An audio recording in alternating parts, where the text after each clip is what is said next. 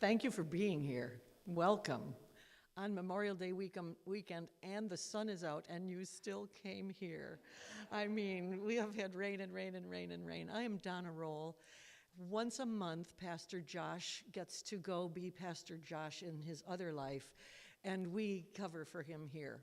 He's a three-quarter time pastor. In case those of you online didn't understand why is he not here all the time? We want our pastor all the time. But today is going to be a very special day. We are going to celebrate the arts today, in case you couldn't tell from looking at your bulletin. Art, noun, the American Heritage Dictionary. The conscious use, it's not in your bulletin. It's on my art is the conscious use of the imagination in the production of objects intended to be contemplated or appreciated as beautiful. The conscious use of the imagination in the production of objects intended to be contemplated or appreciated as beautiful. You are going to get a lot of opportunity to appreciate things today as beautiful, and you are also, surprise, going to participate in creating things that are beautiful. I'll do the announcements, which are just announcements, not, oh, this is the art of the announcement. No. For ongoing and previous announcements, please see your bulletin. Here are our announcements and reminders for this upcoming week. Deadline for the talent auction ideas is today. Please have these to Debbie Lutz. Saturday, May 31st, we've set up for the Student Art Expo. Is there a time for that set up? I'm sorry? I'm asking Helen. And 10 a.m. Sunday, June 1st, the Student Art Expo and reception will be after worship. Women's Fellowship meeting and picnic, June 2nd at Kathy May's home at noon. Bring a dish to pass. Bidding for the talent auction begins Sunday, June 8. Workers' Union meeting is Wednesday, June 11 at noon in the Great Room. Vacation Bible School will be held Tuesday, June 24 through Thursday, June 26 from 11:15 a.m. to 3 p.m. More information to come. Stay tuned. Now let us appreciate Lori's art, the art of music, as we prepare for worship.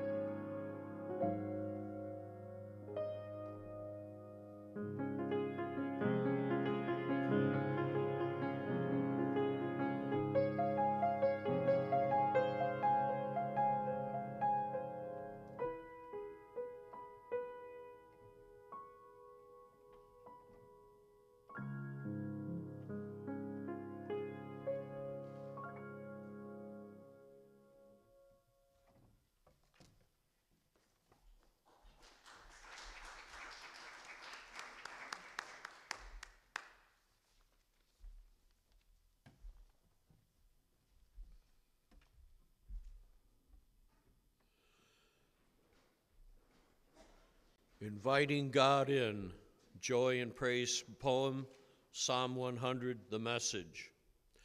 On your feet now, applaud God, bring a gift of laughter, sing yourselves into God's presence.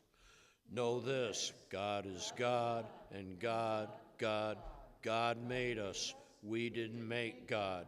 We are God's people, God's well-tended sheep. Enter with the password. Thank you. Make yourselves at home, taking praise. Thank him, worship her. For God is sheer beauty, all generous in love, loyal, always and forever. Stay right there. We're going to sing now a song, the lyrics of which I wrote in 2013 for our bicentennial celebration. So Pastor Devendorf is in here, and there's part of one of the verses is 20 and 13. You are only going to be invited, well, you can sing all of it if you dare, and you'll recognize the tune, so it's really the art of a parody poetry, but please, as well as you can, join me in the choruses. We read our Bibles and the Spirit kept it coming. We'll try not to go too fast. All righty, enjoy it.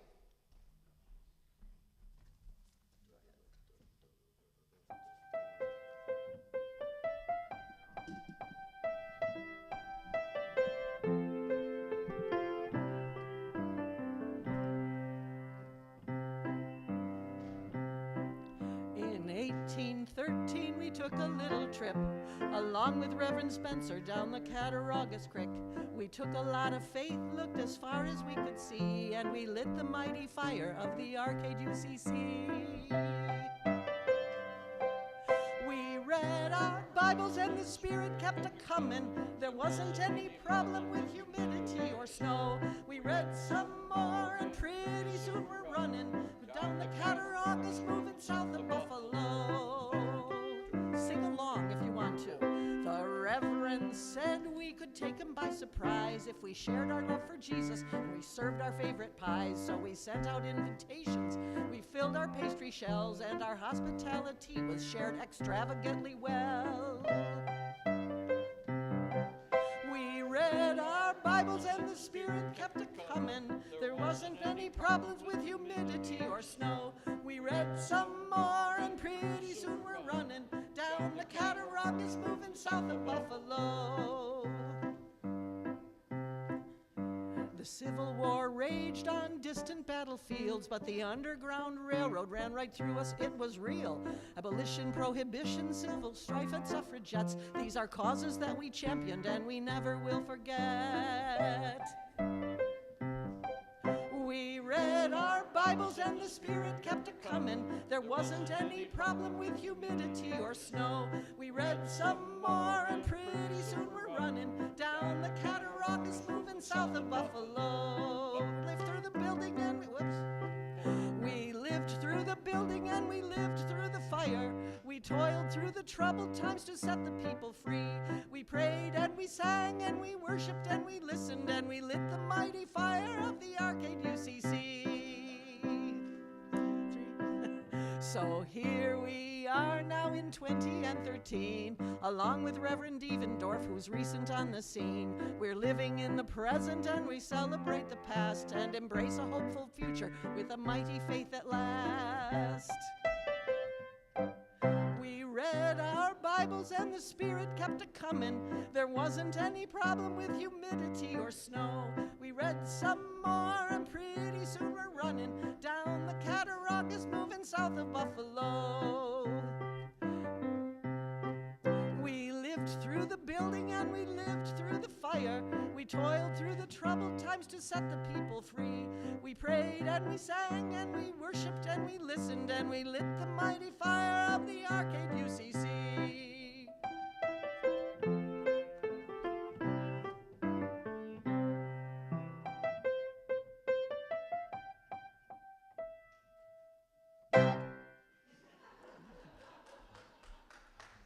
Thank you. You can have a seat.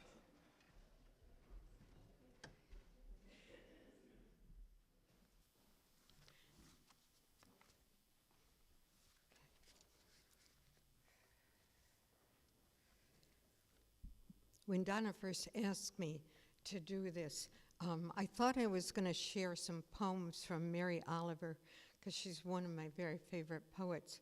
But then, at the rummage sale, there was this wonderful book, The Magic Strings of Frankie Presto, came in by Mitch Albom.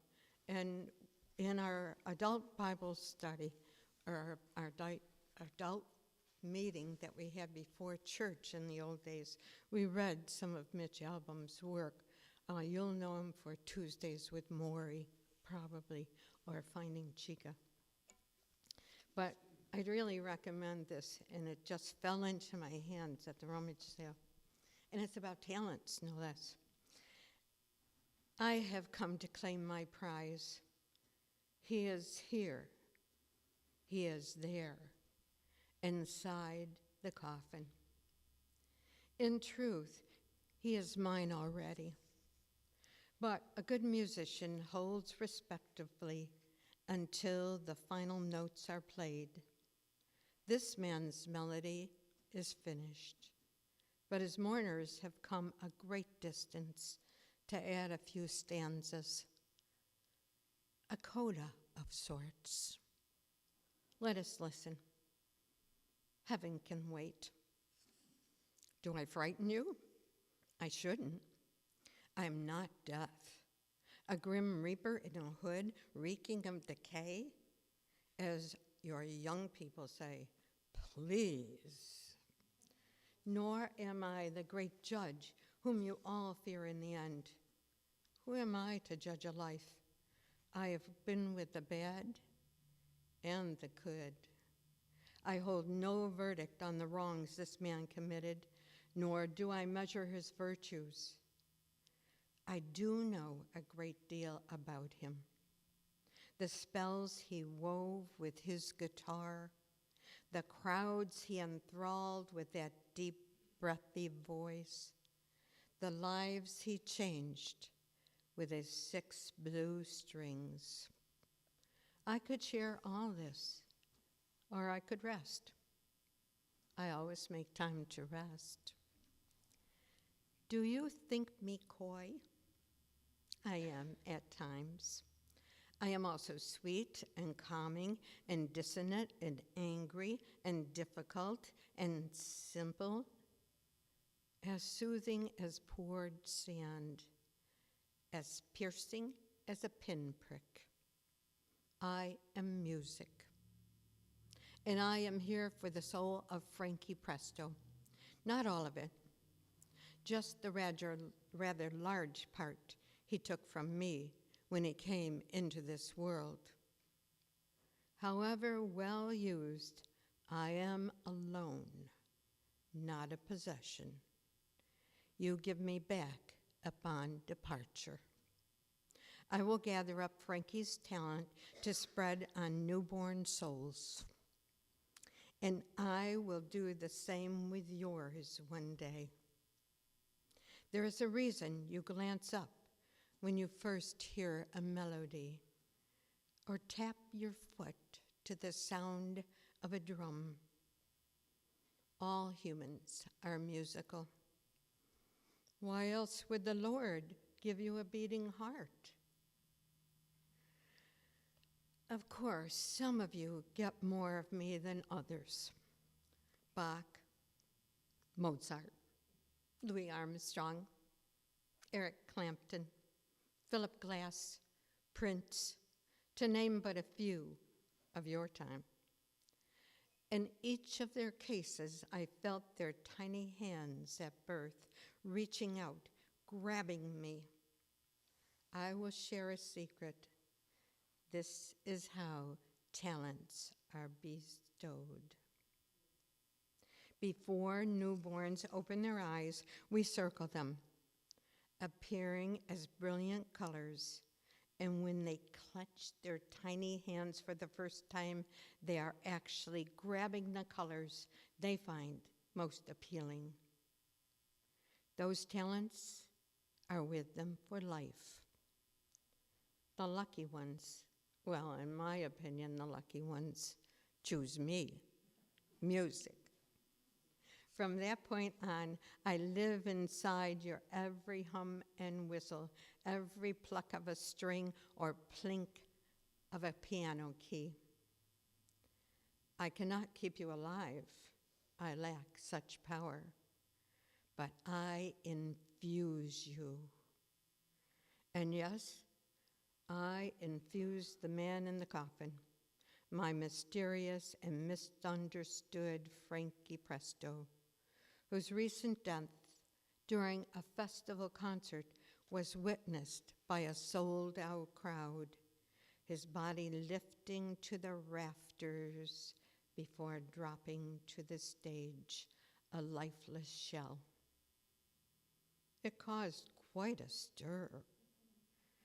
Even today, as they gather in this centuries-old basilica for his funeral, people are asking, who killed Frankie Presto? Because no one, they say, dies that way on his own. That is true.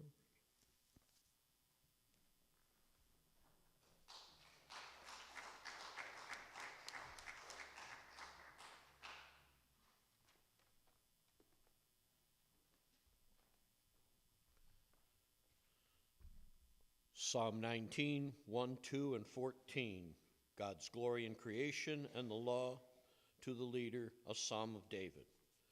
The heavens are telling the glory of God, and the firmament proclaims his handiwork. Day to day pours forth speech, and night to night declares knowledge. Let the words of my mouth and the meditation of my heart be acceptable to you, O Lord, my rock and my redeemer.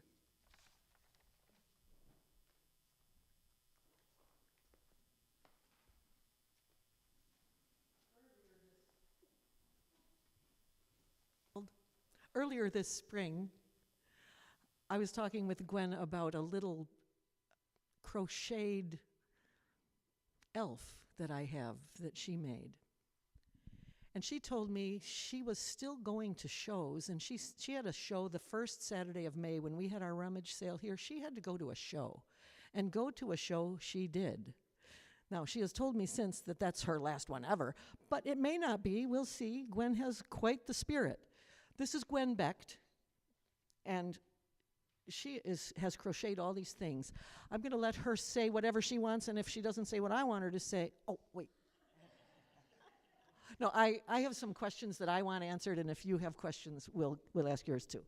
Okay, go ahead. Yeah, what do you want to know? I want to know how young you were when you first started crocheting. Well, when I was a little girl, about 8 or 9 years old, my mother tore rags together and we pieced them together, and she showed us how to crochet, like with a wooden crochet needle, and we made oodles and oodles of round rag rugs. They were wonderful for our house because we didn't have rugs like you do nowadays, so we had them placed all through our house. That's the first thing I learned about how to crochet, but I didn't know it was crocheting. I didn't realize it was. I just thought it was a fun thing to do and keep us busy. So anyway, when I was, I think, 19 or 20 years old, I got a very bad infection of it was called neuritis anyway. And at that time, the doctor says, we only treat you with laying in bed and resting until this all clears up. So I tried to stay in bed at home. I wasn't doing it, so a doctor put me in the hospital. And after a day in there, he seen how restless I was. He says, we got to get that girl doing something. She can't get out of that bed. It was terrible. He had to use a bedpan and everything. I just hated it. But anyway, the nurse came in the next day with a big ball of crochet cotton and a needle, and she showed me how to do just a plain straight stitch then how to go into it and make like a little lace, which I did, and made a lace of probably that long. Then they said, gee, I was doing good, I could go home. So thank goodness I went home. But then I had the children, and I never crocheted or did anything all those years. Then finally, when I retired, I says, I gotta do something. This is terrible doing nothing. So what I did is I went to the store, well, Joann's it was anyway, and got myself a couple books and looked in the book and seen what needle I want, what kind of crochet cotton I needed, whether it was wool or just the regular, oh, I don't know what it's called. But anyway, I know what I went to buy. And I looked in the book that told me exactly what to do. So then I started making like doilies, which I got a doily there. I started making them, but all kinds of fancy ones. That's the easiest one. But I got a few of those left. And then I started to make a sweater set. And I only could do that by reading in a book. I have books there that I use. And that told me what kind of yarn to use, what kind of needle to use. And then I could go on and make all kinds of. Wait one second. They got to ooh and ah. They need to ooh and ah over this baby set. Candy said, she'll help, but don't make her say anything. I said, you just be our Vanna. So she's being Vanna today, but look at those. Look at those little booties. And is that not art? Yes, that is art. And it's coming back. It's coming back as an art. Okay, thank you. Onward.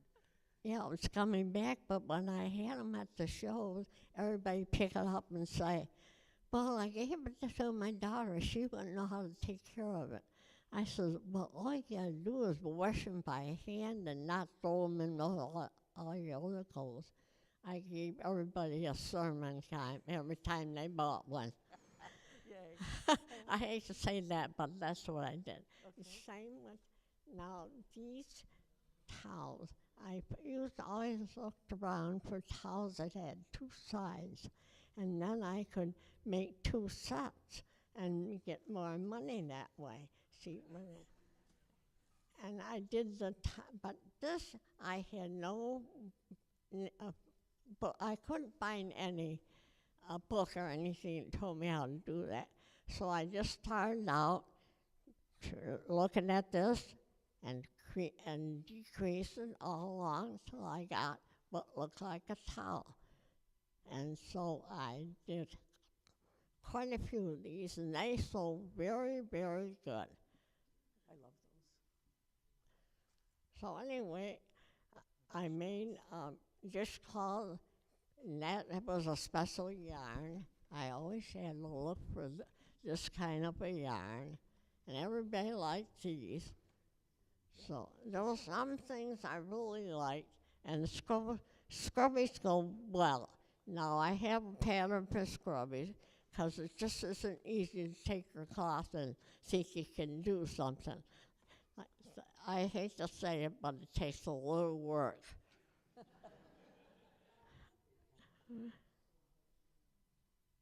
Now I bought a whole bunch of these little babies.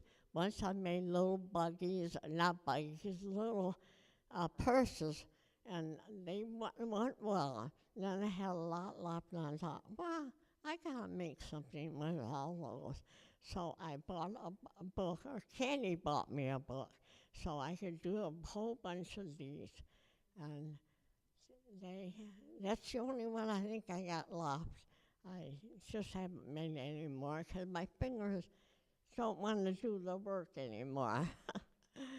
And the same way I did the scarves. So, yeah, I did quite a few of those.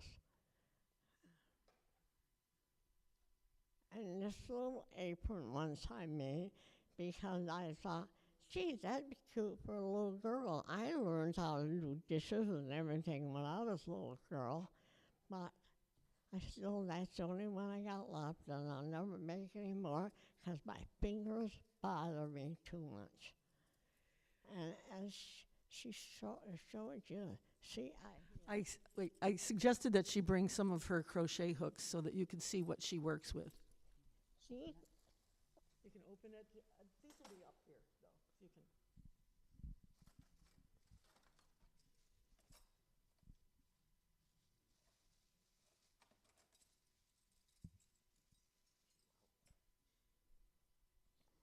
well, these are the kind I do with the yarn, like making up baby sweater sets. And it tells you in the book when you buy what size you need. So you have to go look for all these different sizes to make a baby sweater set. What are those little bitties in your hand? Are those also crochet hooks?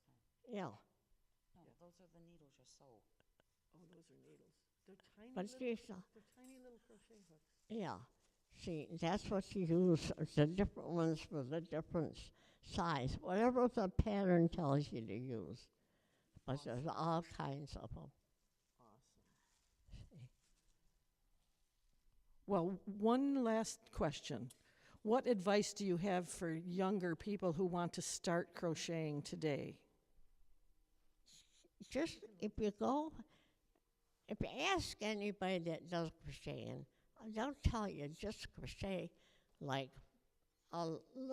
like a little stitch, and then they'll show you how to do a single stitch. And that's about all you'll learn from them, because you have to look in a book or a pattern, and then you can do all these different stitches, so the pattern tells you what to do and how to do them. So get a good pattern, learn how to do a stitch, and get a good pattern and go. Thank you very much. You're welcome. Yes. Wow. And there's our Gwen. I told her that she could come up during the song and go out during the offertory, but yay, Gwen. 90-something, 97 years old. 97 years old.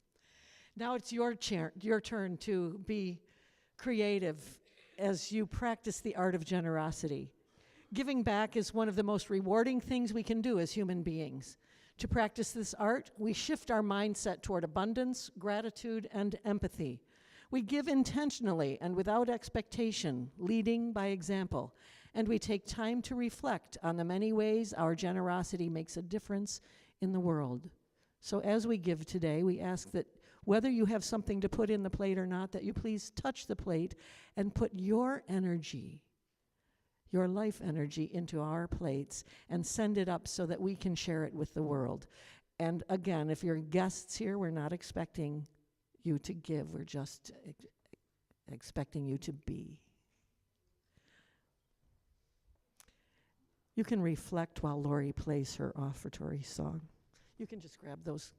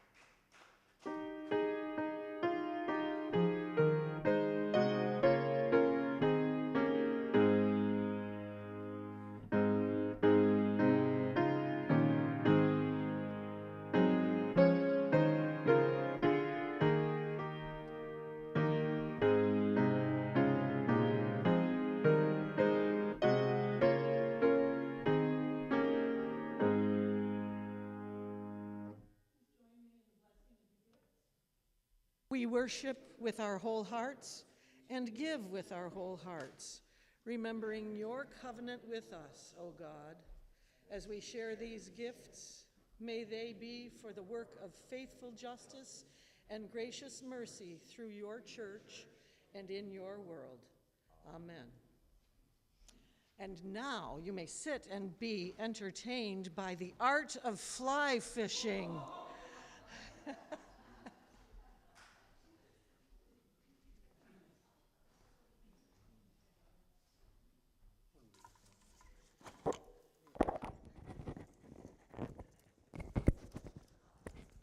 Never used one of these, so we'll see how that works.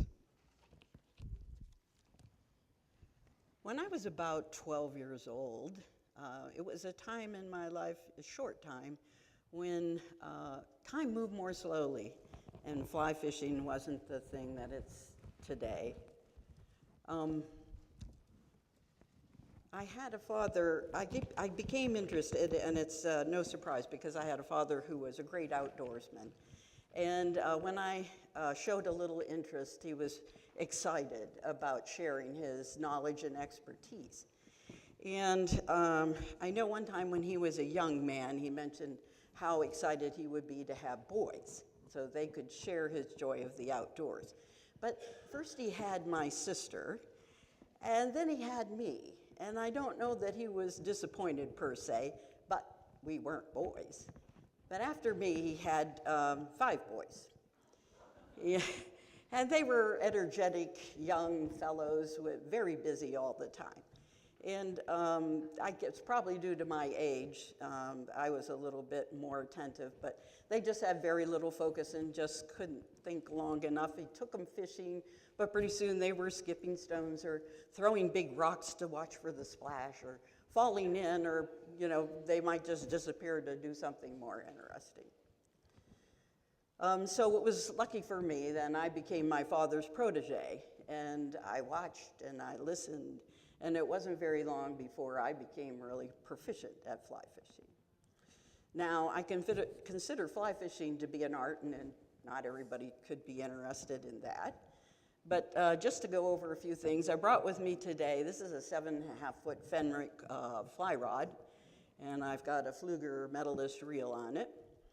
And just to say that it is different from the typical fishing equipment that most people have, which would be spinning, spin casting. And you're pushing a button or throwing a bail to do your cast. But this fly rod, and I gotta be real careful here, is extremely flexible. And it's actually this flexibility that it helps you cast your line. And I don't know if we can start with our pictures, just in case people can't get a good look at this.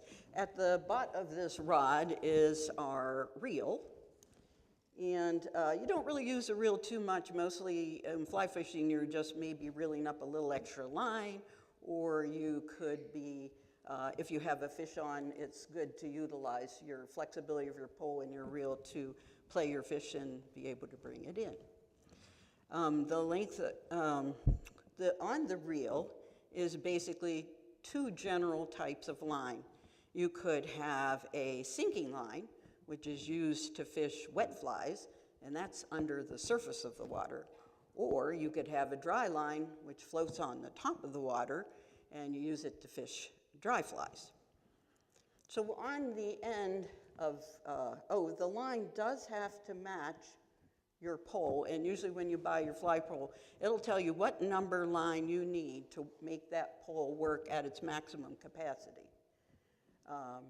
And then onto this line, we tie something called a leader. Very clear, long length of line, generally between 7 and 12 feet. And on the end of that, then you tie your flies. But this line is maybe 1 3/4 to 4 pound test limit. And the length of what you want to use is really determined by how clear the water is. Because the idea is when you throw your fly out, you want your line to be invisible so that fish thinks that it's the real thing.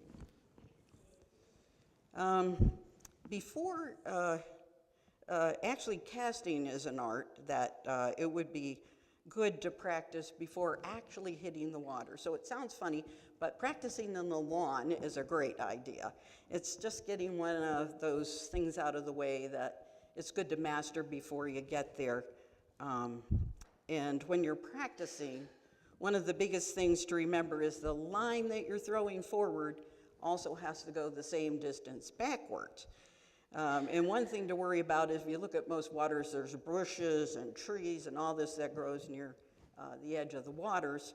So it's not really a big surprise to see people in the middle of those bushes and trees trying to save their fly and coming out with this big tangled mess.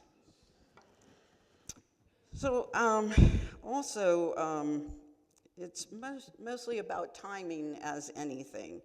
So, and the more line that's out in the water, the heavier it is and more difficult to break the water friction when you want to bring it back for your back cast. Generally, it's easier, and it's kind of hard to show, but you can work the line a little bit back in with one hand to make it a little shorter and a little easier to get your fly back out of the water. Then when you're ready to recast that line, you want to get your fly moving back towards you up to the surface of the water. When it gets to the surface and moving, it's a lot easier to pick it up to go for your back cast.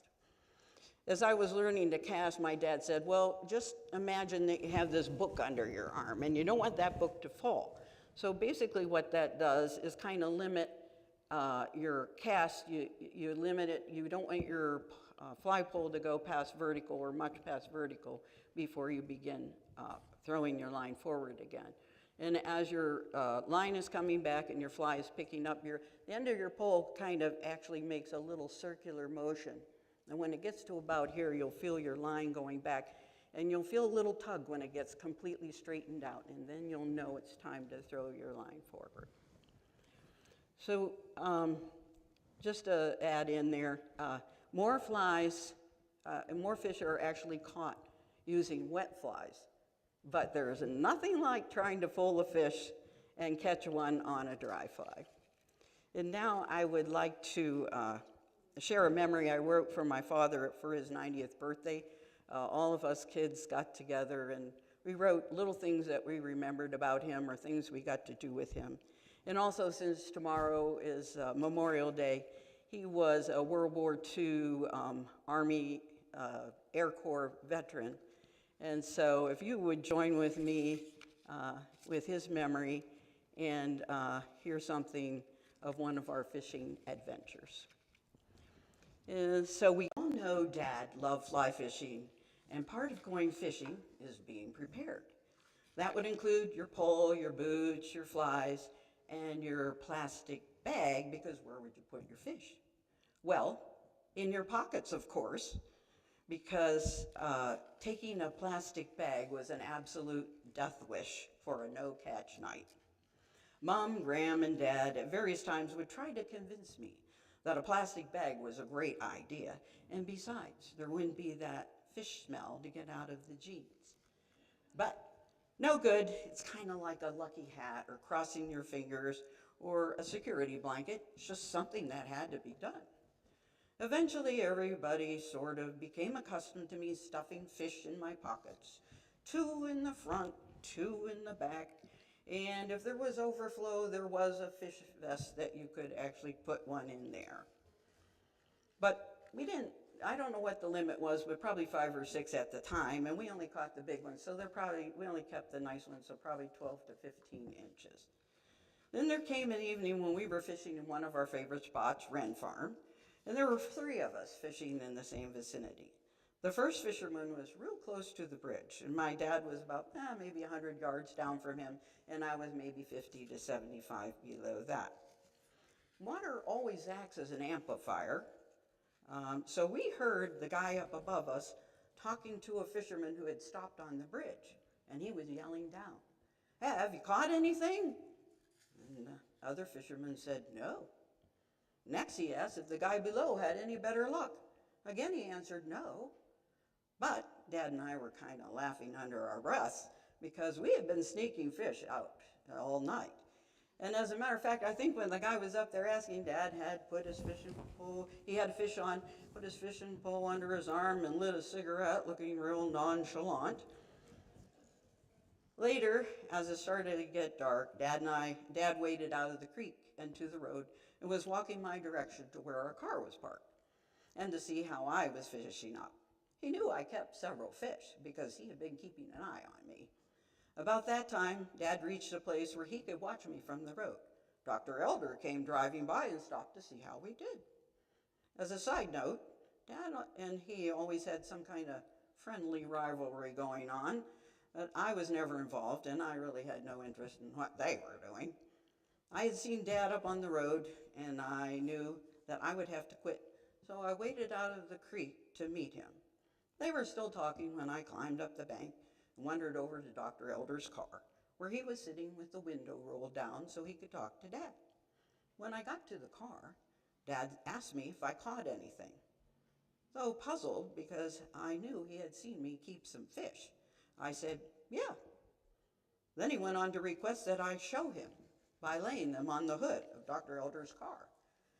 Oh, he was kind of laughing, I think, when he said that, but I didn't really notice right then because I was a little bit embarrassed to have a fairly well-to friend of my father's find out that I had fish in my pockets. It's one thing to have your family know that you're a crackpot about the superstitious bag concern, but it's entirely different to have someone else find out. Anyhow, as I started pulling these fish out of my pockets and placing them on the hood of the car, Dr. Elder's eyes got awfully big, and he was practically sputtering that a kid, and a girl to boot, had just outfished him. I believe that he had been the fisherman just below the bridge who was convinced that no one was catching anything. When I looked at Dad, his eyes were twinkling, and I could tell he was trying hard not to laugh out loud. Then Dr. Elder drove off in a huff and a cloud of dust, and Dad and I went for our regular after-fishing treat at the local Tasty Freeze, a root beer and a chili dog. You know, life turns into memories, both good and bad, and I will always treasure the memories I made fishing with my dad for a few summers in my teen years before life changed and different memories were being made.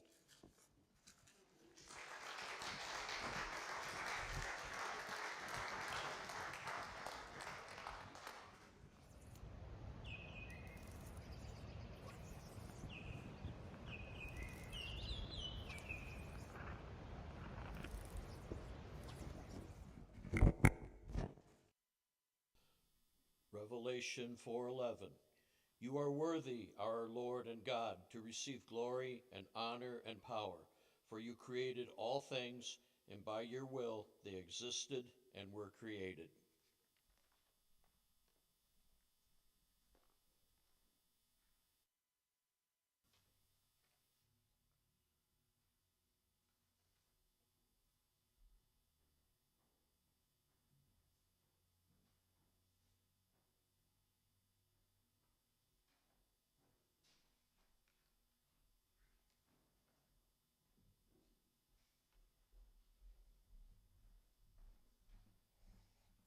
Donna asked me to speak because she said, I'm going to be doing a lot of talking, so will you introduce this?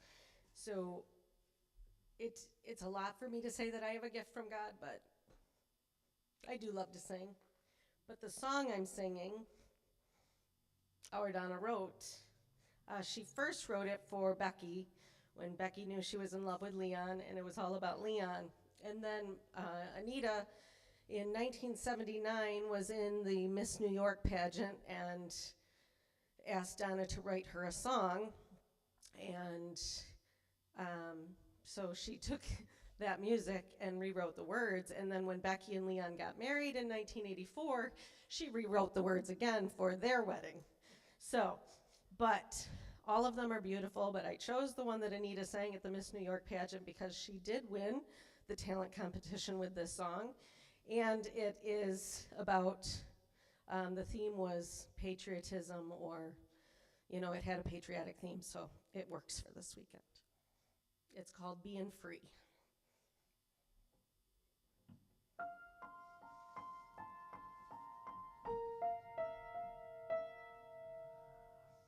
Start again.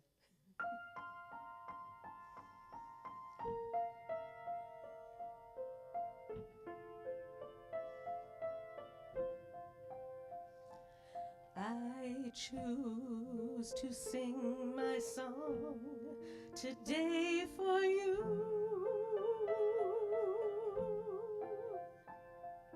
Singing's what I love to do. I've sung since I was 1 or 2 or 3, singing about this land and being free,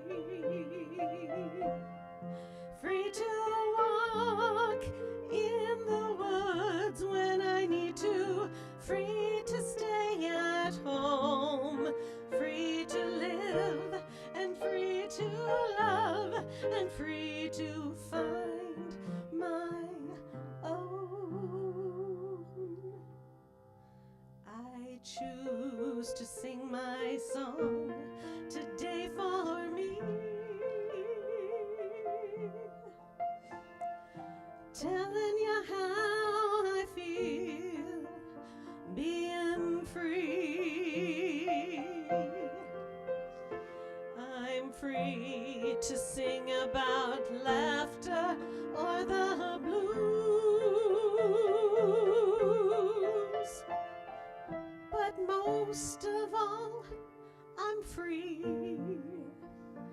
to choose.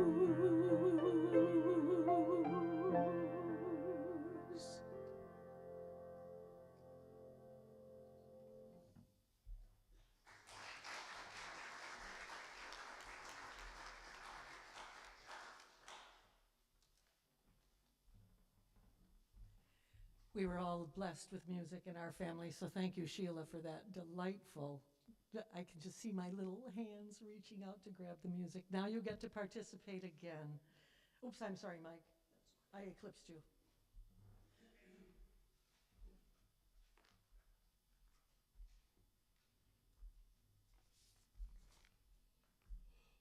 Philippians 4, 8 and 9.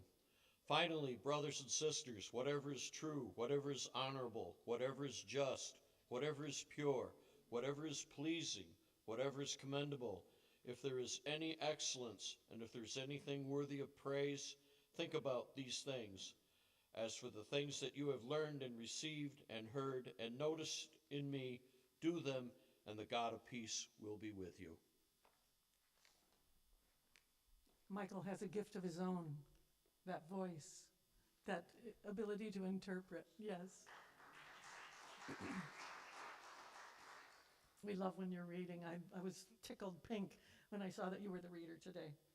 And I just want to lift up how full our sacred texts are of reference to the Creator, the creation, the arts, the art in each of us and in all of us.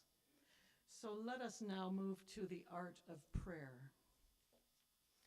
In our Joys and Concerns book today, we have congratulations to the Pioneer Flag football team, Section 6 Class C champions, and second title in a row, Go Pioneer. Next, Far West Finals, May 31st at 4 p.m. at Highmark Stadium, home of the Bills. And didn't our Bandits, our lacrosse team, win their third championship in a row yesterday to a sold-out crowd? Go Bandits. Buffalo does have a winning team, you see. Last night, and we have a winning team down in Wetzel Hall because last night, he was here for a couple of days getting ready. We served, they served 84 people last night. Sloppy Joes, I can still smell them here this morning. They smell so good, oh my goodness. Anything online, Vanessa? No onlines. All righty, so you each hold your own prayers in your heart as well. That's your art of prayer. As we navigate this art of prayer, Let's approach it with a sense of awe and reverence. It's not about finding the right words or following a rigid structure. It's about burying our souls before the Creator. In the tapestry of prayer, every utterance becomes a brushstroke, painting a portrait of our hearts in communion with God. Let our prayers be genuine, heartfelt conversations that deepen your intimacy with God. Devote yourself to this art, being watchful for God's presence and enveloping every prayer with a spirit of thankfulness. In the simplicity of your heart-to-heart connection with God, you will discover the profound beauty of the art of prayer. And let us practice that art right now as we pray the prayer of our Savior together. And listen, be just bathed in the words of your people. Our loving God, who art in heaven.